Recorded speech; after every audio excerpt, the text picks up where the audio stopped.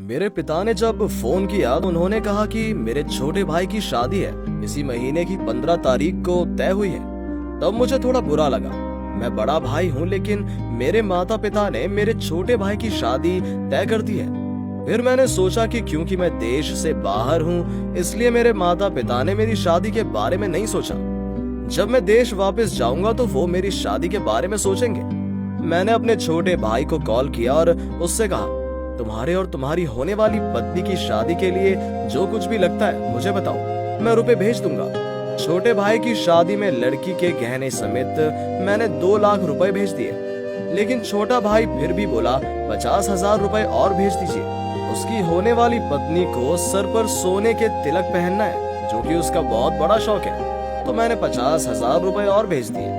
मैंने ध्यान दिया, जब भी मेरे घर से कोई मुझे फोन करता तो पहले ये नहीं पूछता कि मैं कैसा हूँ, ठीक हूँ कि नहीं, बल्कि वो हमेशा कहते हैं कि पैसे कब भेजूंगा, इसको ये चाहिए, उसको वो चाहिए।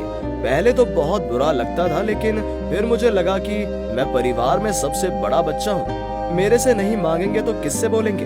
मेरे परिवार के लोगों ने मुझे बहुत पैसे खर्च करके विदेश भेजा है, लेकिन अब अगर मैं अपने परिवार की जरूरत को पूरा नहीं करता हूँ तो ये अनुचित होगा। जब मेरे भाई बहन, माता और पिता ने जब भी कुछ चाहा तो मैंने उसे पूरा करने की पूरी कोशिश की। 9 साल विदेश में रहने के बाद जब मैंने अपने पिता से फोन पर कहा, पापा मैं देश वापस आकर यही कुछ करने की कोशिश करूंगा, मेरे पिता को आश्चर्य हुआ और उन्होंने मुझसे कहा, तुम इस देश में आकर क्या करोगे?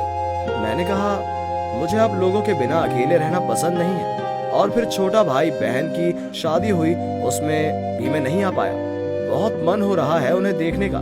पिताजी ने फिर थोड़ा गुस्से में कहा, देखने का मन हो रहा हो तो फोन पर वीडियो कॉल करके देख लेना, फिर भी वापस आने की जरूरत नहीं है। इसके अलावा मैंने एक नया घर बनाना शुरू कर दिया है, अब तुम वापस आओगे तो कौन पैसे भेजेगा? अपने पिता से ऐसी बातें सुनकर मुझे इस समय इंसान नहीं बल्कि पैसा कमाने की मशीन की तरह महसूस हुआ। लोगों का ये कहना सही है कि प्रवासियों को उनके परिवार के सदस्यों पैसे कमाने की मशीन के अलावा और कुछ नहीं सोचते। कुछ महीने बाद मैं बिना किसी को बताए देश वापस आ गया। मुझे लगता है कि यहाँ आकर मैं जितना खुश हूँ उससे कहीं ज्यादा मेरा परिवार दुखी है। 9 साल बाद मैं देश वापस आया हूँ, जहाँ मेरे पिता को मुझे गले लगाना चाहिए। मेरे पिता मुझसे दूर बैठे हैं। छोटी बहन गुस्से में है कि मैं उसके पति के लिए रोलेक्स घड़ी क्यों नहीं लाया। मैंने उससे कहा, मैं जो घड़ी लाया हूँ वो भी बहुत अच्छी है। छोटी बहन ने गुस्से में घड़ी गिरा दी और बोली, मेरे पति को इस घड़ी की जरूरत नहीं है, तुम्हारी अच्छी घड़ी तुम अपने हाथ में लेकर बैठो। छोटी बहन घड़ी के लिए मुझसे नाराज है, जबकि मैंने छोटी बहन की सभी इच्छाओं को पूरा किया है। छोटा भाई गुस्से में है कि मैंने उसकी पत्नी के लिए आईफोन क्यों नहीं लिया। जब मैंने अपने छोटे भाई से कहा, भाई एक आईफोन की कीमत मेरी सैलरी से ज्यादा है, इसके अलावा मैंने तुम्हें पहले ही एक आईफोन दिया है। छोटे भाई ने गुस्से में कहा, क्या मैंने तुमसे अपनी पत्नी के लिए कहा था जो तुम नहीं दे सकते? आपको मेरी पत्नी को कुछ भी देने की जरूरत नहीं है। इतना कहकर छोटा भाई गुस्सा होकर चला गया, लेकिन छोटा भाई आसानी से भूल गया कि मैंने उसकी शादी में उसकी पत्नी के सारे जेवर दिए थे। घर आने के बाद से मैं रोज हमारी दुकान पर जाकर बैठ जाता था।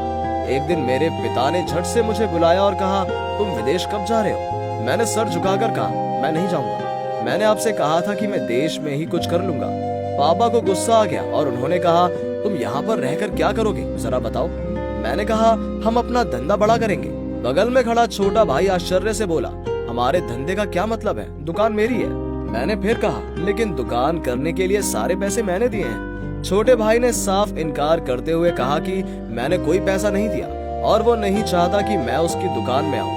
मुझे अपने छोटे भाई की तुलना में अपने पिता की बात सुनकर अधिक कष्ट हुआ।